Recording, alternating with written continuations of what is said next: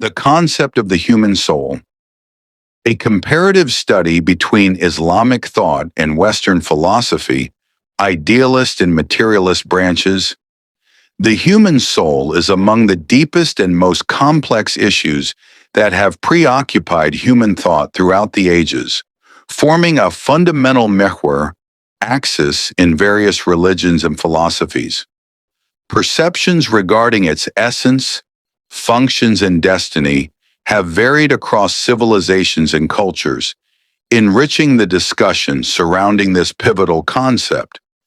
This study presents a comparison between the concept of the soul in Islamic thought and Western philosophy, encompassing both its idealist and materialist branches. The human soul in Islamic thought. Islamic thought approaches the concept of the soul from a comprehensive perspective that combines spiritual, physical, and intellectual dimensions, drawing upon the texts of the Holy Quran and the Sunnah, Prophet's traditions, in addition to the efforts of prominent Muslim philosophers, mystics, and scholars. The Quran and Sunnah. In the Holy Quran, the soul is referred to by the word Nafs, with multiple meanings, including spirit, self, heart, consciousness, and even the body in some contexts. Islam considers the soul a divine entity created by God and into which He breathed of His Spirit, granting it immense value and status. The Quran mentions stages of the soul's development, such as the Nafs al-Amara bil-Su, the commanding soul to evil, the Nafs al-Lawama, the self-reproaching soul, and the Nafs al-Mutma'inna, the tranquil soul, indicating its capacity for transcendence and purification. Philosophers and mystics. Muslim philosophers like Ibn Sina and Al-Farabi dealt with the soul as a simple, immaterial substance with various faculties, such as the vegetative, animal, and human souls, considering the human soul to be the active intellect. Mystics like Al-Ghazali, on the other hand, focused on the spiritual dimension of the soul, viewing it as the center of faith and knowledge of God, and believing that its purification and refinement lead to eternal bliss. The human soul in Western philosophy. Western philosophy has undergone significant development in its approach to the concept of the soul. These approaches can generally be divided into two main currents: idealism and materialism. Idealist philosophy. Idealist philosophers believe that the soul is an immaterial substance, independent of the body and superior to matter. Plato. Plato considered the soul to be immortal and eternal, existing before the body.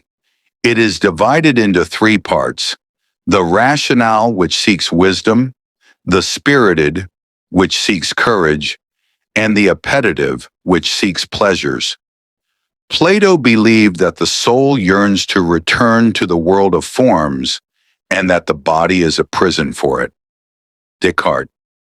René Descartes represents modern idealist philosophy, famously known for his dictum, "I think, therefore I am," emphasizing the primacy of consciousness and mind over material existence.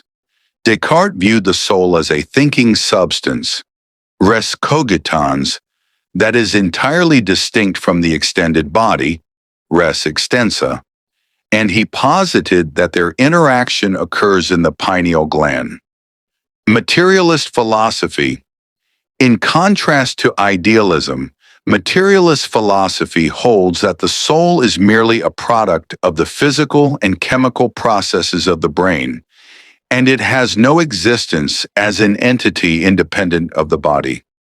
Early Greek philosophers. Some early Greek philosophers, such as Democritus, propose that the soul consists of fine, moving atoms and perishes with the death of the body. Modern materialist philosophy. In modern times, with the advancement of natural sciences, the materialist view of the soul gains strength. Many materialist scientists and philosophers believe that consciousness and self-awareness are merely complex neural functions of the brain, and there is no scientific evidence for the existence of an immaterial entity called the soul. Comparative analysis and concluding remarks. The fundamental differences between Islamic thought and Western philosophy in addressing the concept of the soul are evident in several points. Origin and essence. Islamic thought holds that the soul has a divine origin and is an eternal spiritual essence. Idealist philosophy agrees that the soul is immaterial but differs in defining its origin. Materialist philosophy, however, denies the existence of the soul as an entity independent of matter in the brain. Relationship with the body. Both Islamic thought and idealist theory consider the soul and body to be distinct entities, with an emphasis on their mutual influence. In contrast, materialist philosophy views the soul as merely a function of the body, or as nothing more than the sum of neural processes. Destiny.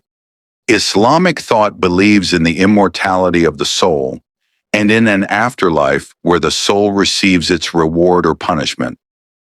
While idealist philosophy agrees on the soul's immortality, materialist philosophy differs radically, holding that the soul perishes with the death of the body.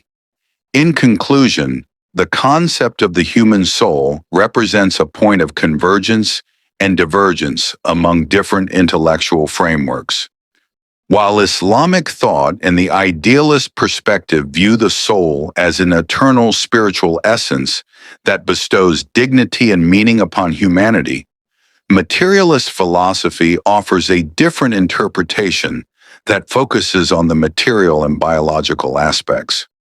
This issue remains open for discussion and research, with ongoing scientific and philosophical advancements continuing to provide new insights into this eternal human enigma.